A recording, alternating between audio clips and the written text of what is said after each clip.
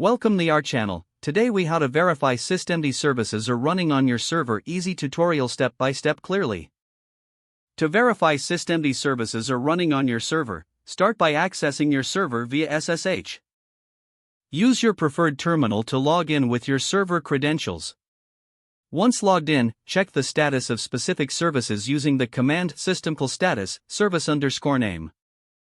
Replace service_name with the name of the service you want to check. Look for the line that says active, running, to confirm if the service is running. If you see active, inactive, dead, the service is not running. For a list of all active services, use the command system_to_list_units type equals service state equals running. This command will display all currently running services. To check the status of all services, simply use system_to_list_units type equals service. Here, you'll see both active and inactive services listed. If you want to check a service that has failed, use system_to_failed. This command will show you any services that are in a failed state. To get detailed logs for a specific service, use journal_clue service_name. This will provide a comprehensive log of the service's activity.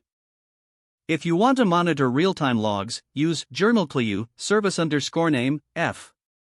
You can stop the log monitoring by using Ctrl+C. To restart a service that is not running, use system_to_start service_name. For enabling the service to start automatically during boot, use system_to_enable service_name. Make sure to replace service_name with the actual name of the service in all commands. Finally, confirm your changes by checking the service status again. This completes our tutorial on verifying systemd services on your server. If the page does not load, refresh the browser or try again in a private or incognito window. Make sure you are using the correct email address, then retype it carefully to avoid small typos. If your password is not accepted, use the reset option and create a new strong password you can remember. Check your spam folder for verification or security emails, then complete any requested confirmation steps. Enable two-factor authentication if available to improve account security and reduce unauthorized access risk.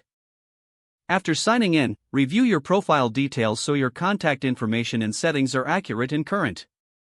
If you see an error message, note it down and try again after restarting your device and internet connection. Don't forget to like this video and subscribe to our channel for more step-by-step tech guides.